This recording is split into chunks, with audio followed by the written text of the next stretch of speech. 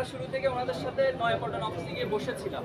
তো এরপরেও অনেকবার আমরা ওনাদেরকে ইনভাইট করেছি, আসুন আমরা একটু বসি, কীভাবে ছাত্ররাজনীতির গুণগত পরিবর্তন ঐক্যবদ্ধ একটা সম্মিলিত প্রয়াসের যে চিন্তা চেতনা তারই একটা বহিঃপ্রকাশ ছিল জুলাই অভ্যুত্থান।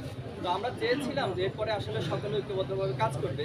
আপনারা লক্ষ্য করেছেন জুলাই অভ্যুত্থানের পরবর্তী ছাত্র শিবির তার প্রত্যেকটা মুখগুলো ছাত্র বান্ধব এবং সেবামূলক কার্যক্রমে অগ্রসর হচ্ছে, এবং সাধারণ শিক্ষার্থীদের সাইকোলজি বোঝার জন্য এবং তাদের পালস বোঝার জন্য আমরা প্রত্যেক ক্যাম্পাসে যাচ্ছি এবং সেখানে আস্ক শিবির, নো শিবির অথবা মিট দ্য ব্রিলিয়ান্স আমরা এর মধ্য দিয়ে শিক্ষার্থীদের পালসগুলো বোঝার চেষ্টা করি এবং তারা যা চায় বাংলাদেশ ছাত্র রাজনীতির সাথে যে গুণগত পরিবর্তন হয় সেভাবে আমরা কাজ করে যাওয়ার জন্য চেষ্টা করছিলাম।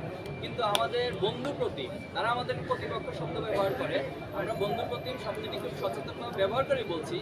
ওনারা এই একই কর্মসূচি না নিয়ে ওনারা হচ্ছে শোডাউন, আগের স্টাইলে মিছিল মিটিং অথবা হল দখল, সিট দখল এই ধারার মধ্যে যাচ্ছিল। এই কারণে শিক্ষার্থীরা ওনাদেরকে অনেকটা প্রত্যাখ্যান করছে। এই কষ্টটা ওনারা শিক্ষার্থীদের উপর না উঠাতে পেরে অনেকটা আমাদের ছাত্র শিবিরের উপর সেই কষ্ট এবং ক্ষোভটা ওনারা উঠাতে গিয়ে মূলত এই বিরোধের জায়গাটাতে নয়াপল্টন অফিসে গিয়ে বসেছিলাম। তো এরপরেও অনেকবার আমরা ওনাদেরকে ইনভাইট করেছি, আসুন আমরা একটু বসি, কীভাবে ছাত্ররাজনীতির গুণগত পরিবর্তন আহ্বানে সাড়া দেন না। তো এই পরিস্থিতিতে আসলে দায়টা কাকে দিবেন এটা আপনারাই ঠিক করুন।